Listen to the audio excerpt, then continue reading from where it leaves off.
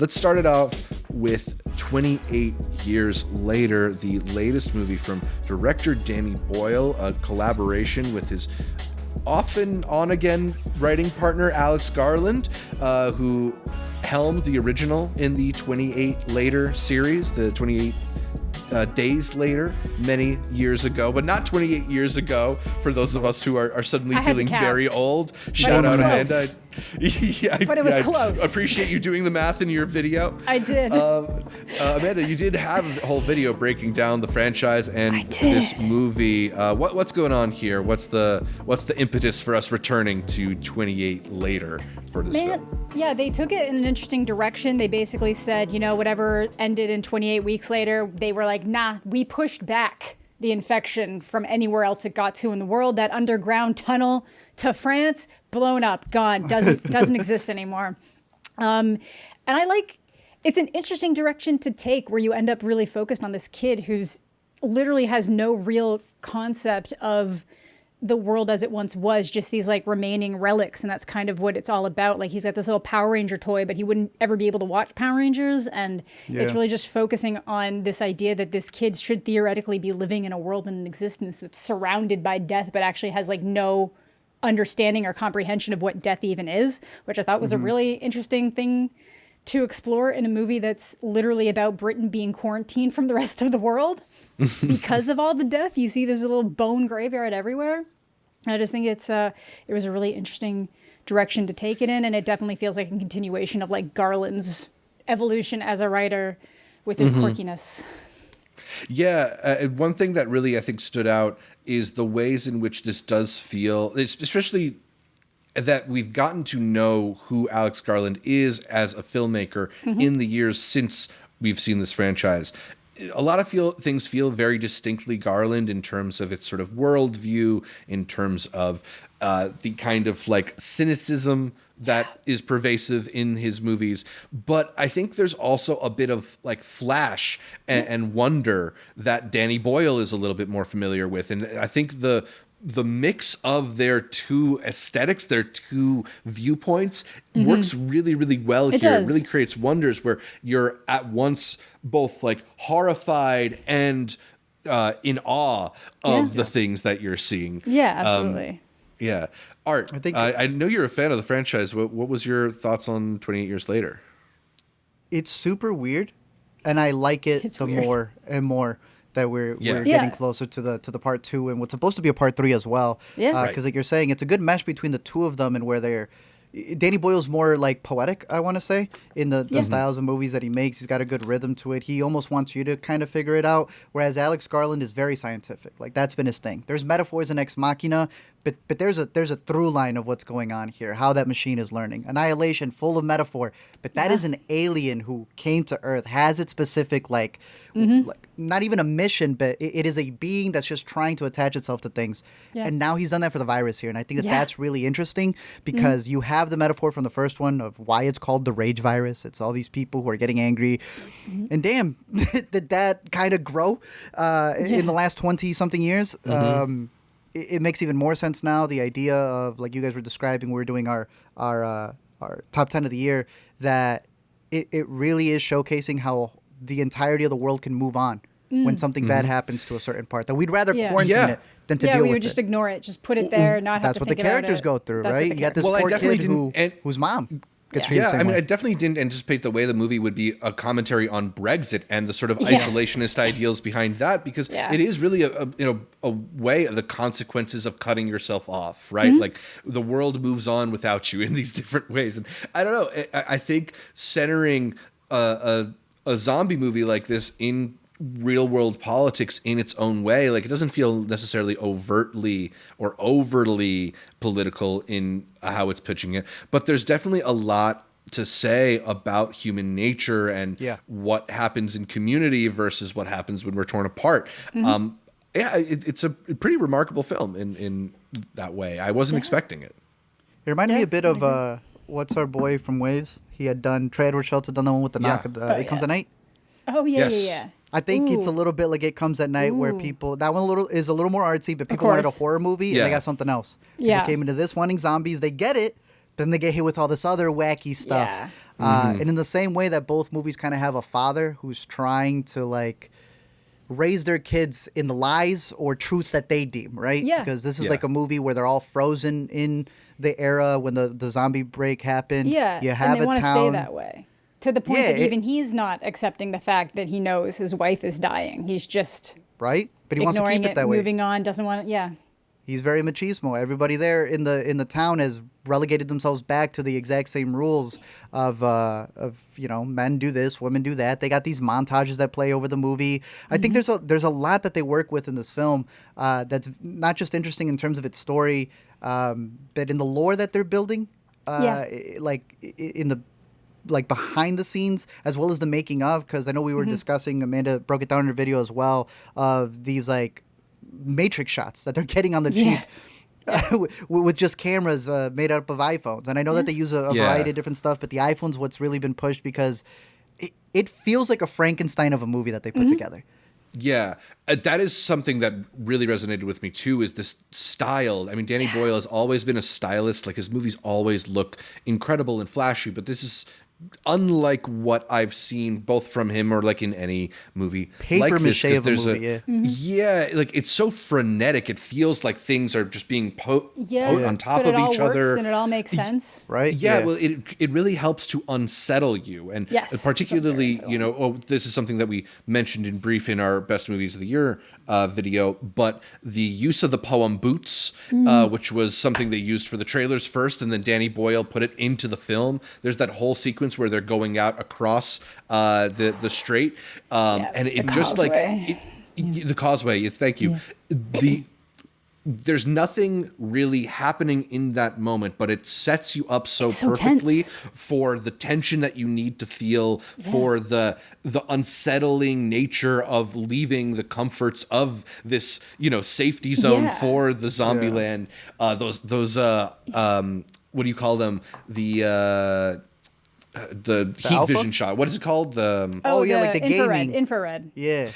The use of the infrared shots of the zombies eating in the forest. It's just so creepy in a way that I haven't found a zombie movie creepy in quite some time. It's really true. And I don't know, the other thing I feel like, because we're watching all this, like being really terrified, like they have to cross this like huge thing. And I'm like, well, what's stopping the infected from coming across it too? You'll find out nothing, but it's more that like, they're not even going to that island for anything essential. Like technically Aaron Taylor Johnson's character is a scavenger, but they're pretty sure that everything they could get to has been scavenged by now. It's really more of like this like coming of age thing for him just to do. Yes. So even in the terms of the thing that should be the scariest, that they shouldn't even be trying to go do, it's not like an essential mission of like, we got to go get food, we got to go get whatever, or there's a specific mission. It's all like, come on, son, maybe we'll bag you some infected this trip. It's really interesting to just see how they're reacting to the world around themselves, and it's changed and what they've had to adjust to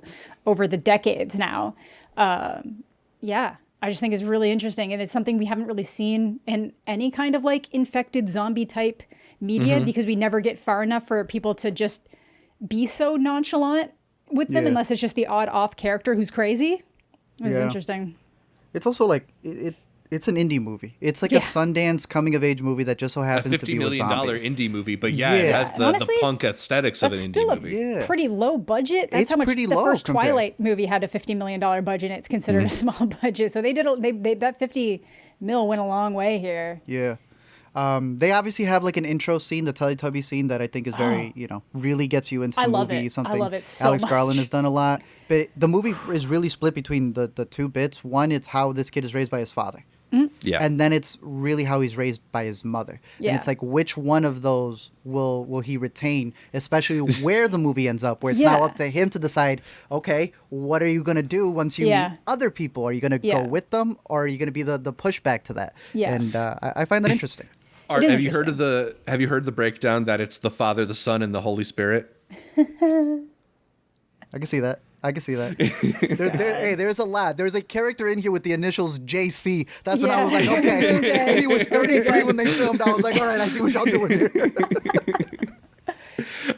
Do you want to talk about some spoilery details at all? Because I think where this movie goes is also so fascinating. Yeah. Like how far are we talking? Like the very end of the movie, or are we talking? I mean, whatever jumps out to you. Just, I think one of the things that I found really striking is for this zombie movie, this scary thriller of sorts. Ultimately, to me, it feels a little bit more like an adventure movie because we get past the sequence with the Alpha chasing them through the trains, whatever. So good. And which is so tense.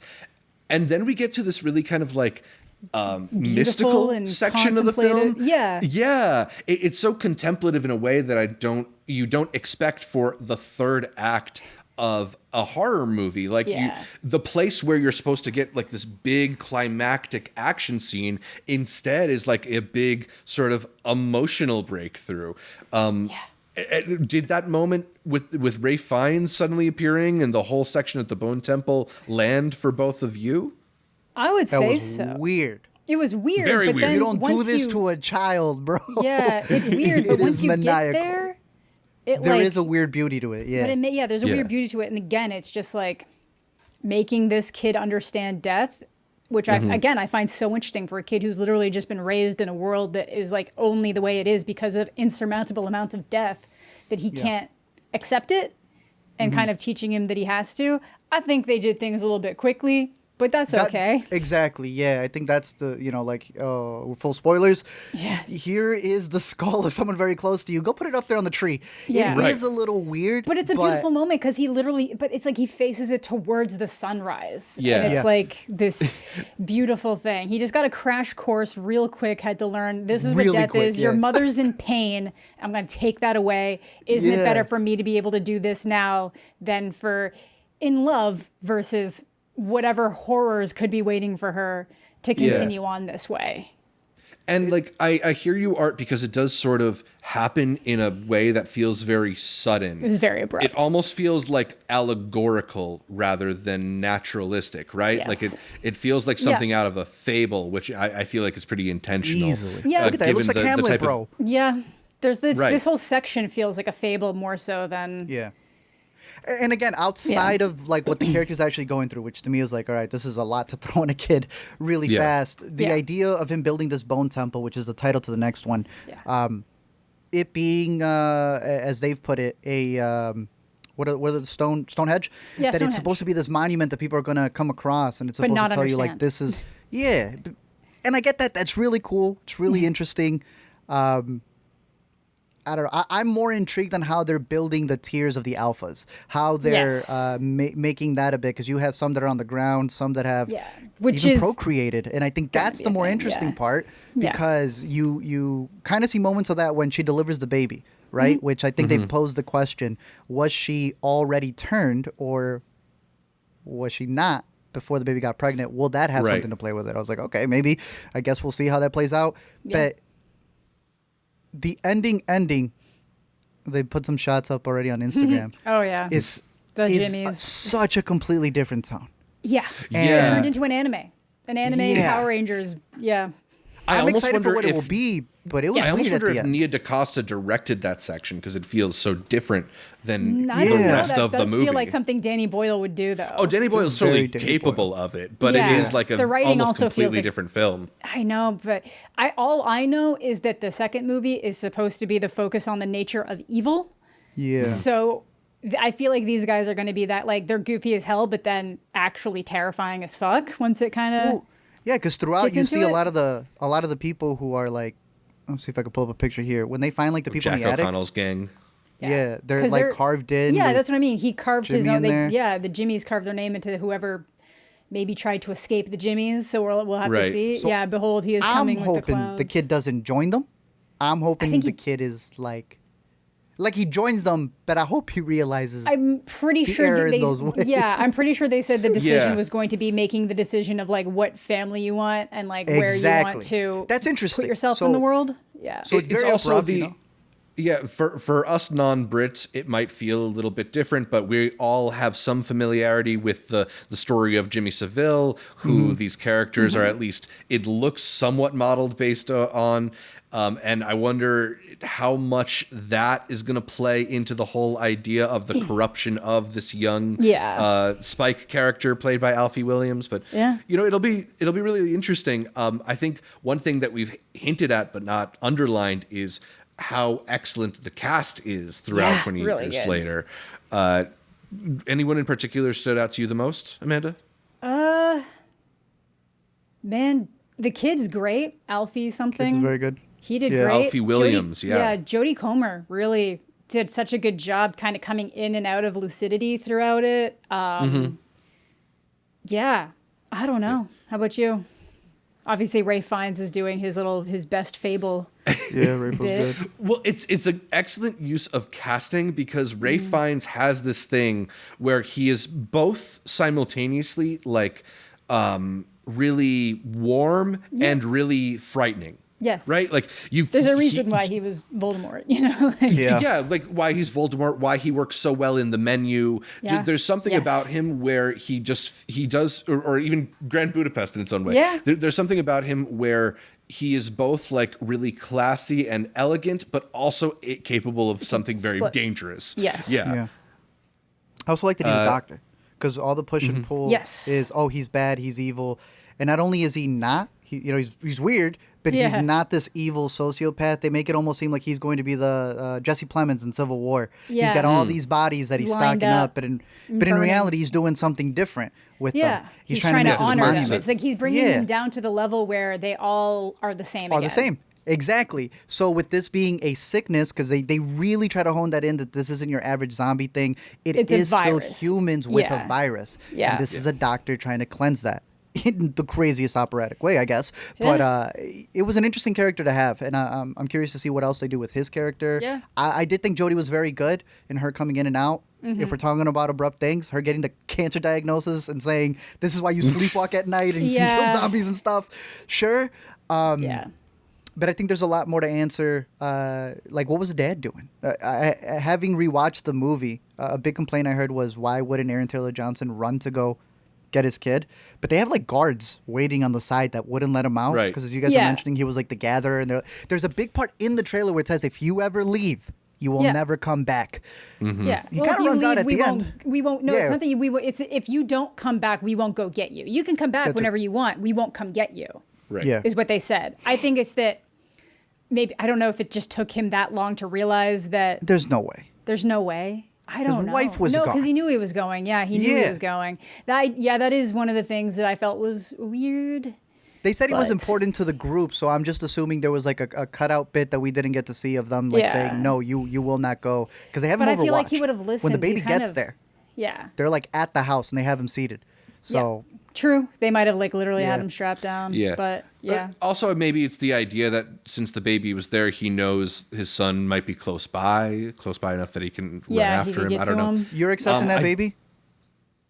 The letter said it came from an infected. You're accepting that baby into the island? That's what I mean. I don't know why they wouldn't. They might just murk They it. don't. They're not getting a lot of new babies. I don't know. It's true. Genetic diversity. Hey, he was making some babies in there, bro. This kid caught him. Yeah. I thought Aaron Taylor-Johnson was also very good in this movie. An actor that I like quite a bit, but I think just there's like when he's able to play that kind of simmering rage, he's very good.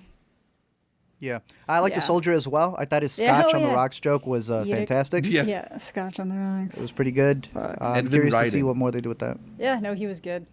It's just one of those. You just know. Anytime somebody starts backing away in a situation like that, I'm like, you're gonna get fucked. Yeah.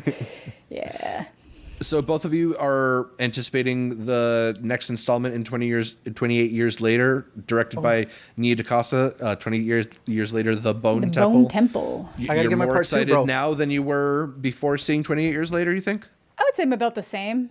Same level of excitement. Yeah. I'm more interested now, though. I'm more like, where are we going? What are we doing? I'm intrigued. I mean, I'm intrigued. Didn't know the level of ingenuity they would be bringing to this movie, and it makes me a little more excited that they're not just dusting this off because it's familiar IP. They might actually have some ideas going here, which I like. Excited to see top more 10? of our guy Jack O'Connell, who's having easily. What a a great great year in horror. Banger of a year. Yeah. Yeah. Yeah, and it made my top 10 of the year so far. So I don't think it'll stay there for the rest of the year, but it's there right now. Any final thoughts on 28 Years Later? Don't think so. Watch it with the lights on.